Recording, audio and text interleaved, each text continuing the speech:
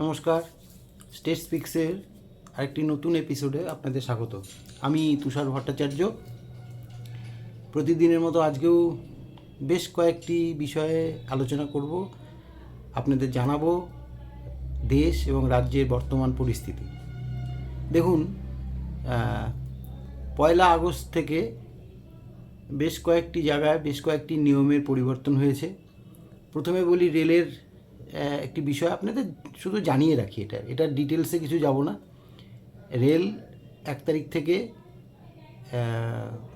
বিমানে যেমন লাগেজের ক্ষেত্রে ওজন সিস্টেম চালু আছে, তেমনি রেলও 1 তারিখ থেকে 1 আগস্ট থেকে তার পরিষেবায় ওজন সিস্টেম চালু করলো। এক্ষেত্রে আমি জানিয়ে রাখি যে ভাড়া আপনি এক্সট্রা দিয়ে নির্দিষ্ট যেটা রেল কর্তৃপক্ষ ওজন দিচ্ছে, যেমন আমি একটা খুব সাধারণভাবে বলি, 3rd এসিতে যদি কারা যাতায়াত করেন, 2nd এসিতে যারা যাতায়াত করেন, তাদের ক্ষেত্রে একজন ব্যক্তি পিছু 50 কেজি অ্যালাউ, সেটা ফ্রি। কিন্তু তার পরবর্তীকালে আপনি আরও 50 কেজি আপনি বহন করতে পারবেন, তার জন্য আপনাকে এক্সট্রা পয়সা দিতে হবে। তেমনি স্লিপার ক্লাসের ক্ষেত্রেও 30 কেজি এবং তারপরে আপনি ম্যাক্সিমাম আরও 20 কেজি, মোট 50 কেজি অ্যালাউ করবে। এটা গেল একটা। দ্বিতীয়, রাজ্যের ক্ষেত্রে বলি, রাজ্যের যেমন হসপিটালগুলিতে খাদ্য তালিকায় বিপুল পরিবর্তন আনা হয়েছে। ঠিক আছে, খুব ভালো কথা। সমস্ত কিছুর পরিবর্তন দরকার। যেসব ছিল অনেক পুরনো দিনের খাদ্য তালিকা ছিল, সেইখানে কোনো সুষম আহার ছিল না। মুখ্যমন্ত্রী নিজে সেসব দেখে শুনে এই সিদ্ধান্তটা নিয়েছেন, সাধুবাদ জানাই। কিন্তু এখানে প্রশ্নও আছে। রেলের আমি দুটো ক্ষেত্রেই বললাম, দুটো ক্ষেত্রে যে পরিবর্তন 1 তারিখ থেকে হয়েছে, সেই দুটো পরিবর্তনের আমি একটুখানি আপনাদের সামনে তুলে ধরলাম, এবং তার পক্ষে বিপক্ষে মত কী আছে আপনারা জানাবেন কমেন্টে। কিন্তু আমার যেটা মনে হয়েছে, রেল তার যে জায়গাটায় দাঁড়িয়ে আছে, যে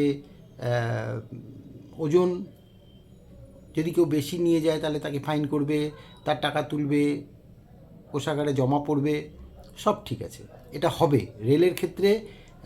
67, আমি 100% হবে কি না এই মুহূর্তে বলতে পারছি না, আগামী দিন সেটা বলবে। কিন্তু 70-80% আমি ধরে নিচ্ছি রেল তার টাকা পাবে, ফাইনের টাকা পাবে। যদি কেউ বেশি ওজন নিয়ে গিয়ে থাকে তাকে ফাইন হবে, এবং সেক্ষেত্রে সেই টাকাটা রেলের ঘরে জমা পড়বে। কিন্তু এই যে রাজ্যের ক্ষেত্রে, রাজ্যের যেটা খাদ্য তালিকায় হসপিটালগুলির পরিবর্তন করে দিলেন মুখ্যমন্ত্রী, তাকে সাধুবাদ জানালেও একটা বিষয় তাকে বলবো, এর মনিটরটা করবে কে? যে এজেন্সি আজকে খাবারটা দিচ্ছে তাকে 75 গ্রাম করে মাছের পিস দিতে বলা হয়েছে। 1 পিস মাছের ওজন হবে একটা পেশেন্ট পিছু 75 গ্রাম। এরকম নির্ধারিত ভাত 150 গ্রাম, সবজি, ডাল, সবের নির্ধারিত ওজন করে দেওয়া হয়েছে।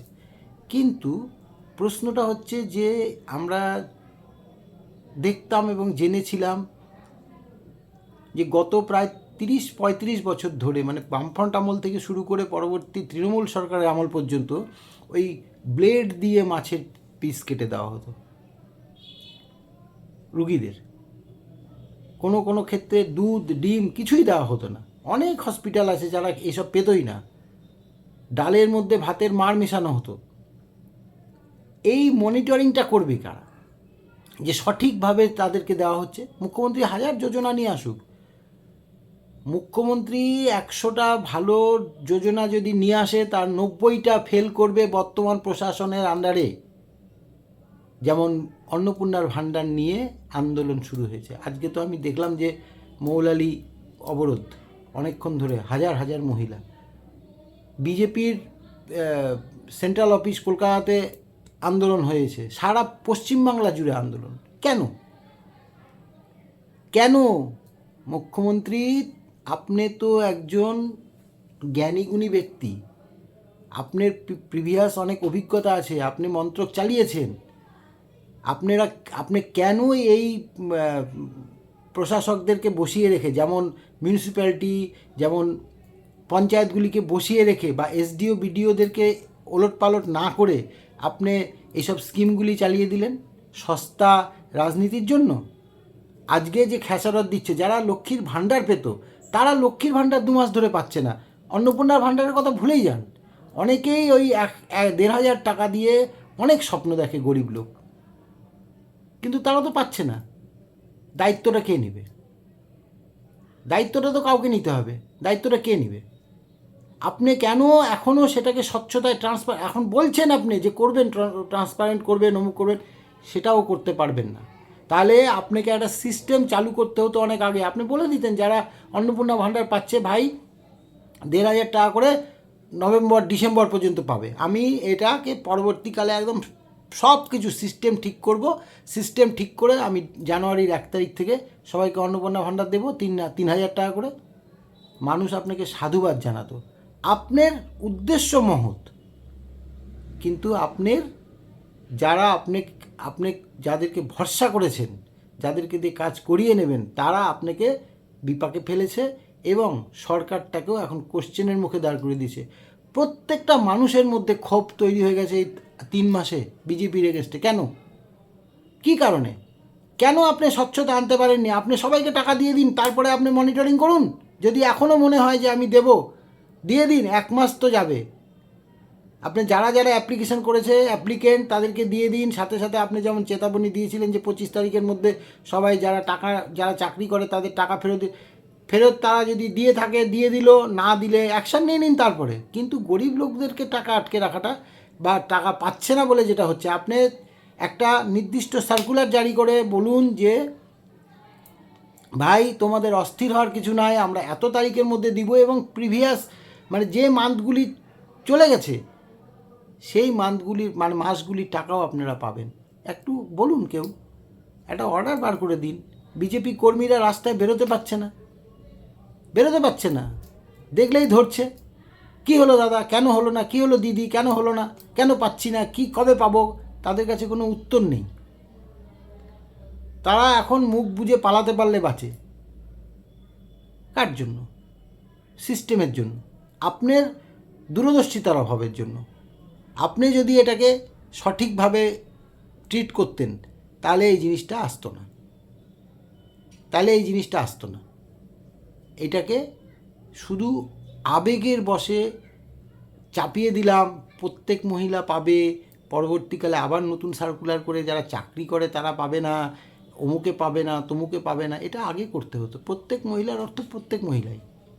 আপনি কম দিন কিন্তু সবাইকে দিন, এটা অনেকের ডিমান্ড।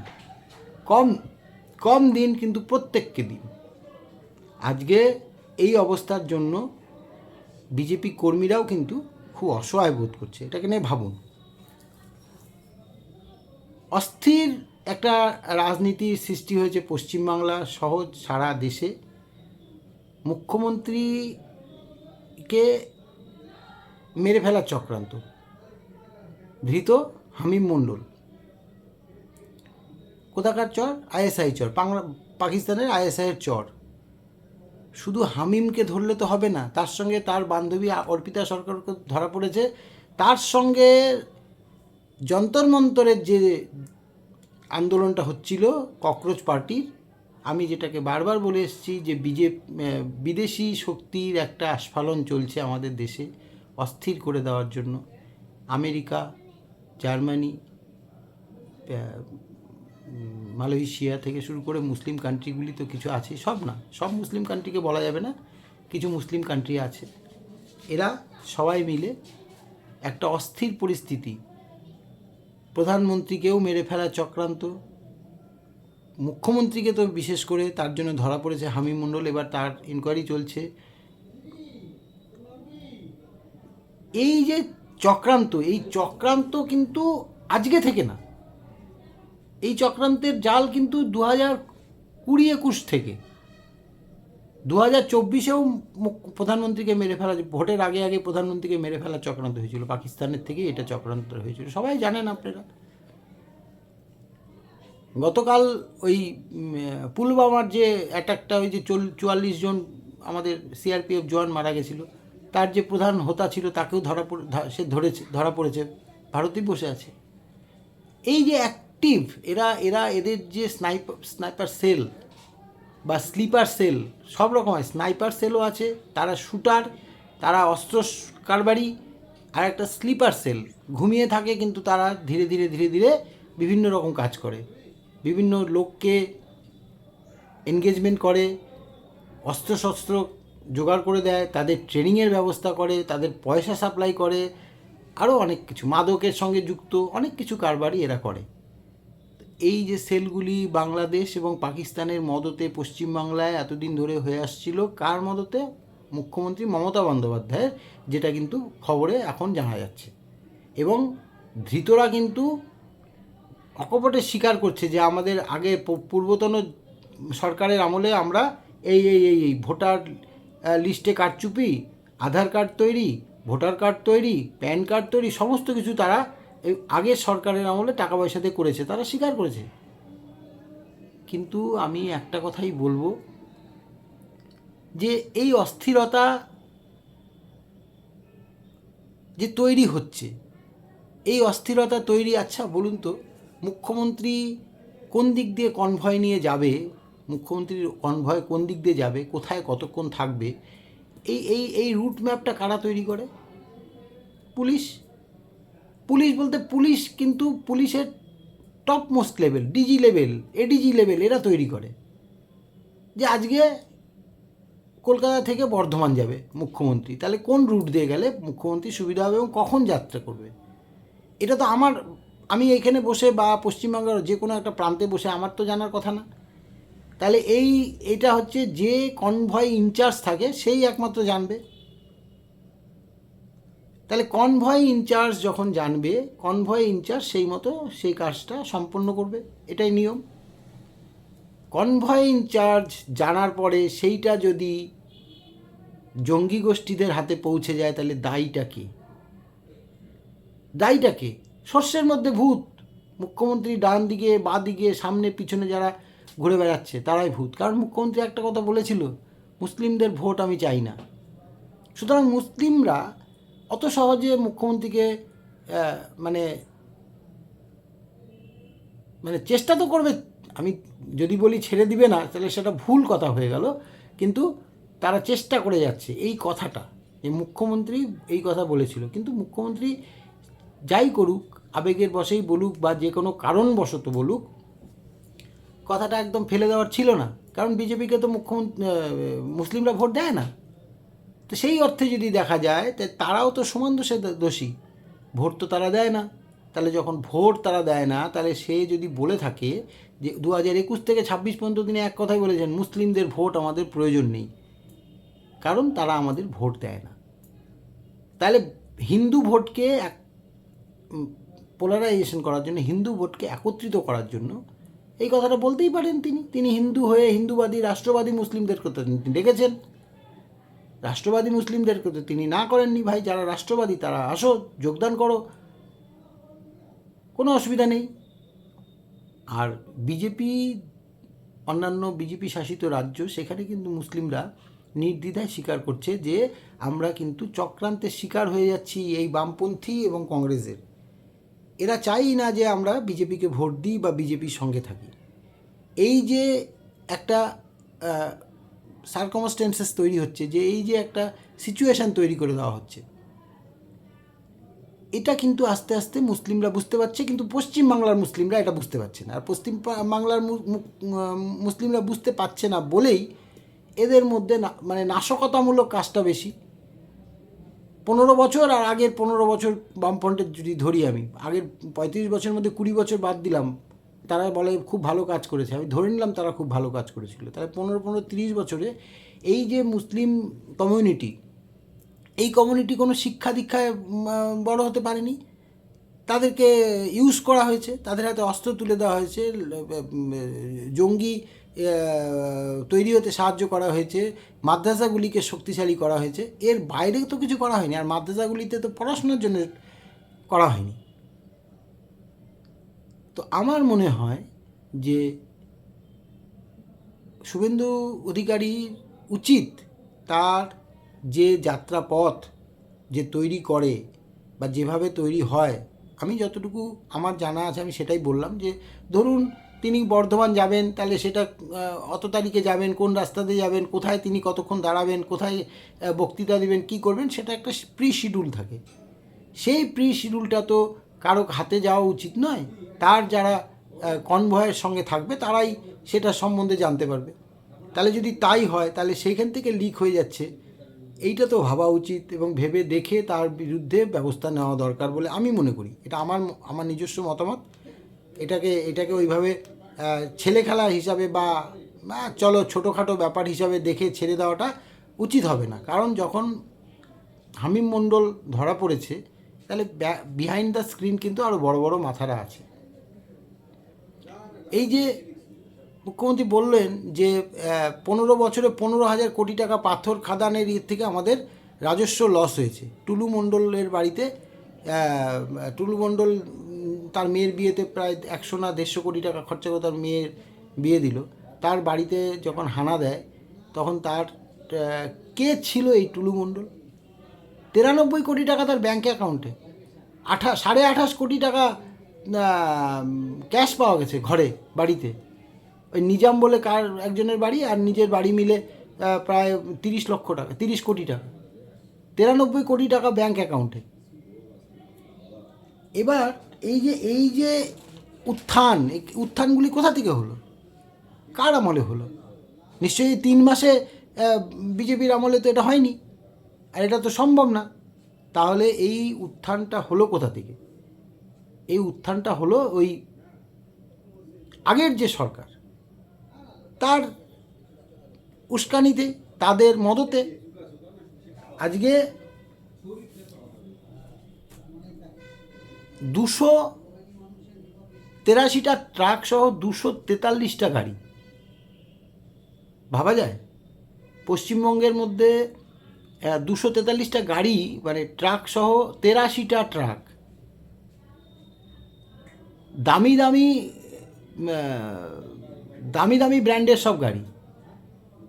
কি নেই? ল্যান্ড রোভার থেকে শুরু করে কি নেই? তো প্রশ্নটা হচ্ছে যে এগুলিকে আশকারা দিলে কিন্তু চলবে না।